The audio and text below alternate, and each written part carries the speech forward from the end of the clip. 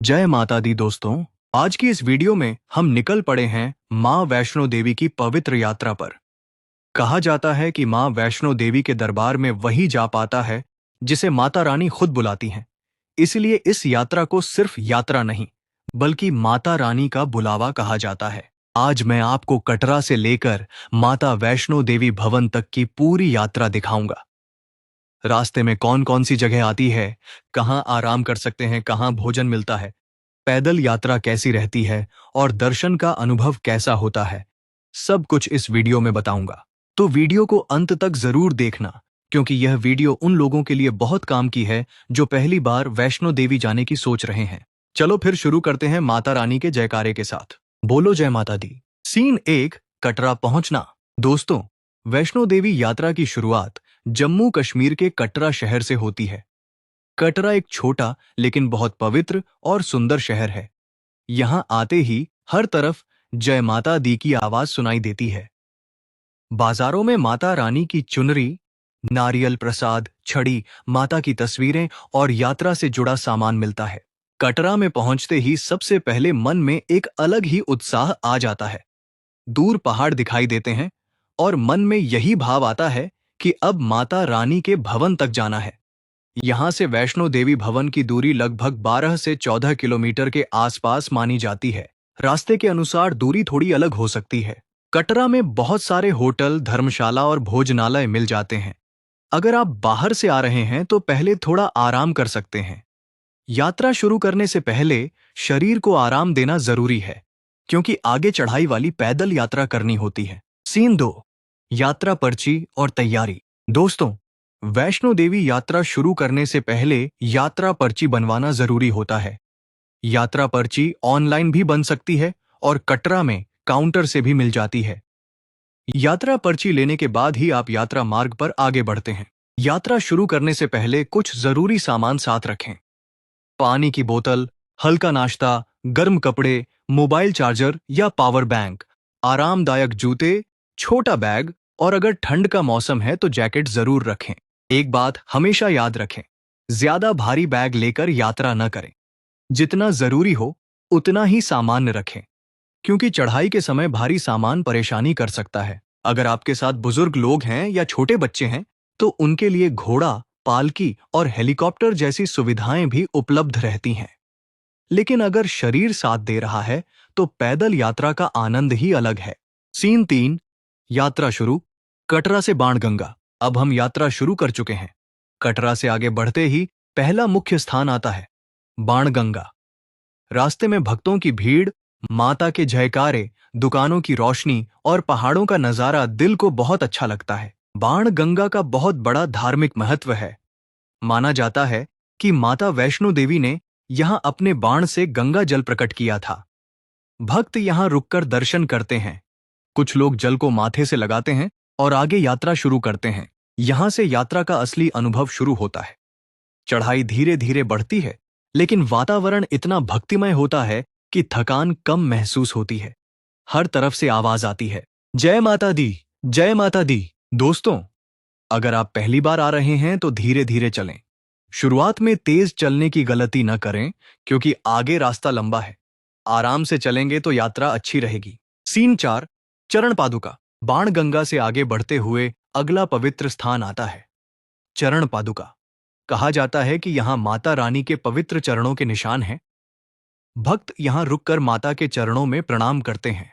चरण पादुका तक पहुंचते पहुंचते शरीर थोड़ा गर्म हो जाता है और चढ़ाई का एहसास भी होने लगता है। लेकिन मन में भक्ति हो तो रास्ता आसान लगने लगता है। सीन 5, अर्धकुमारी/अर्धकुंवारी। अब आगे बढ़ते हैं यात्रा के सबसे प्रसिद्ध स्थानों में से एक, अर्धकुमारी। इसे अर्धकुंवारी भी कहा जाता है। यहां माता रानी ने भैरवनाथ से बचने के लिए एक गुफा में तपस्या की थी। यह स्थान बहुत पवित्र माना जाता है। अर्धकुमारी में भक्तों की बड़ी भीड़ रहती है। यहां गुफा दर्शन का अपना विशेष महत्व है। माना जाता है कि इस गुफा से निकलने पर भक्तों को नया जीवन जैसा अनुभव होता है। बहुत लोग यहां रुककर दर्शन करते हैं, प्रसाद लेते हैं और फिर आगे भवन की ओर जाते हैं। अर्धकुमारी यात्रा का मध्य बिंदु भी माना जाता है। यहां तक पहुंचने के बाद भक्तों को लगता है कि आधी यात्रा पूरी हो गई है। यहाँ भोजन, पानी, चाय, नाश्ता और आराम की सुविधा मिल जाती है। अगर आप थक गए हैं तो यहाँ थोड़ा आराम जरूर करें। पैरों को आराम दें, पानी पिएं और फिर माता रानी का नाम लेकर आगे बढ़ें। बोलो जय माता दी। सीन 6। नया रास्ता, हिमकोटी और सुंदर नजारे। अर्धकुमारी से आगे दो रास्ते मिल सकते हैं, एक पुराना रास्ता और एक नया रास्ता। नया रास्ता थोड़ा साफ, चौड़ा और सुविधाजनक माना जाता है। इस रास्ते में ढलान और चढ़ाई का संतुलन अच्छा होता है और कई जगह सुंदर दृश्य देखने को मिलते हैं। आगे बढ़ते हुए हिमकोटी का क्षेत्र आता है। हिमकोटी से पहाड़ों का नजारा बहुत ही सुंदर दिखाई देता है। यहाँ से आसमान, बादल, पहाड़ और नीचे की घाटी देखकर मन खुश हो जाता है। यात्रा के दौरान आपको जगह जगह भोजनालय, पानी, मेडिकल सुविधा, शौचालय और आराम करने की जगह मिलती है। यही वजह है कि वैष्णो देवी यात्रा को बहुत व्यवस्थित यात्रा माना जाता है। रास्ते में बहुत सारे भक्त अलग अलग राज्यों से आते हैं। कोई राजस्थान से आता है, कोई दिल्ली से, कोई पंजाब से, कोई महाराष्ट्र से, कोई बिहार से, कोई दक्षिण भारत से। लेकिन सबकी आवाज एक होती है, जय माता दी। यही इस यात्रा की सबसे बड़ी खूबसूरती है। यहाँ अमीर, गरीब, छोटा बड़ा सब माता रानी के भक्त बनकर चलते हैं। सीन 7। यात्रा में थकान और भक्ति। दोस्तों, सच बताऊं तो वैष्णो देवी की यात्रा में थकान जरूर होती है। कई बार पैरों में दर्द होता है, सांस तेज चलती है और मन करता है थोड़ा बैठ जाएं। लेकिन जैसे ही कोई भक्त जयकारा लगाता है, शरीर में फिर से ऊर्जा आ जाती है।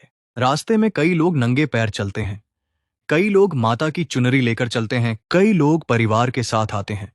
कुछ लोग अपनी मनोकामना पूरी होने पर आते हैं और कुछ लोग माता से आशीर्वाद मांगने आते हैं। यात्रा में सबसे अच्छी बात यह है कि अनजान लोग भी एक दूसरे को हिम्मत देते हैं। कोई कहता है बस थोड़ा सा और है, कोई कहता है माता रानी बुला रही हैं, और कोई जोर से जयकारा लगाता है। यही भक्ति की ताकत है, यही वैष्णो देवी यात्रा का असली आनंद है। सीन 8। सांझी छित। अब हम पहुंचते हैं सांझी छित के पास। यह जगह भवन के रास्ते में बहुत प्रसिद्ध है। यहां से भवन ज्यादा दूर नहीं रहता। जो लोग हेलीकॉप्टर से आते हैं वे भी सांझीछित के पास उतरते हैं और फिर भवन की ओर जाते हैं। सांझीछित से आसपास के पहाड़ बहुत सुंदर दिखाई देते हैं। यहाँ का मौसम कई बार ठंडा और हवा वाला रहता है। अगर आप रात में यात्रा कर रहे हैं तो गर्म कपड़े जरूर रखें। यहाँ पहुंचकर भक्तों में नई ऊर्जा आ जाती है, क्योंकि अब माता रानी का भवन पास होता है। मन में खुशी होती है कि अब जल्द ही माता के दर्शन होने वाले हैं। यहीं से भक्तों की आवाज और तेज हो जाती है। प्रेम से बोलो जय माता दी। सारे बोलो जय माता दी। सीन 9। माता वैष्णो देवी भवन के पास। अब हम माता रानी के भवन के पास पहुंच चुके हैं। यहां पहुंचते ही मन में एक अलग ही शांति महसूस होती है। दूर से भवन की रोशनी दिखाई देती है और लगता है कि सारी थकान खत्म हो गई। भवन के पास पहुंचकर पहले सामान जमा करने की व्यवस्था होती है। मोबाइल, कैमरा और कुछ सामान अंदर ले जाने की अनुमति नहीं होती, इसलिए नियमों का पालन करें। यहाँ लॉकर और प्रसाद की सुविधा मिल जाती है। माता वैष्णो देवी की यात्रा भैरव बाबा के दर्शन के बिना अधूरी मानी जाती है। भवन से आगे भैरव घाटी की ओर रास्ता जाता है।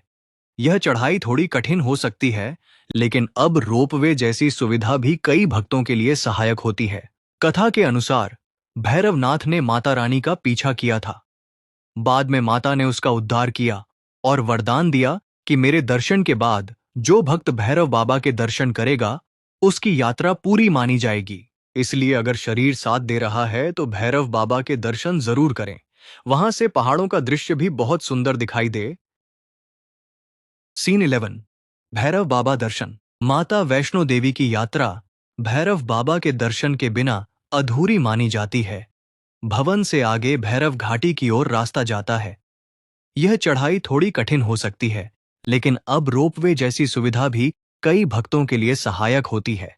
कथा के अनुसार भैरवनाथ ने माता रानी का पीछा किया था। बाद में माता ने उसका उद्धार किया और वरदान दिया कि मेरे दर्शन के बाद जो भक्त भैरव बाबा के दर्शन करेगा उसकी यात्रा पूरी मानी जाएगी। इसलिए अगर शरीर साथ दे रहा है तो भैरव बाबा के दर्शन जरूर करें। वहां से पहाड़ों का दृश्य भी बहुत सुंदर दिखाई देता है। सीन 12, वापसी यात्रा। दर्शन के बाद वापसी यात्रा शुरू होती है। अब मन में संतोष होता है कि माता रानी के दर्शन हो गए। रास्ता उतराई का होता है, इसलिए कई लोग जल्दी नीचे आ जाते हैं, लेकिन फिर भी सावधानी जरूरी है। उतरते समय घुटनों पर दबाव पड़ता है, इसलिए आराम से चलें, जल्दबाजी न करें। रास्ते में चाय, पानी और भोजन लेकर थोड़ा आराम करें। कटरा वापस पहुंचते ही ऐसा लगता है जैसे एक बहुत बड़ा सौभाग्य मिला। मन में बार बार यही आता है।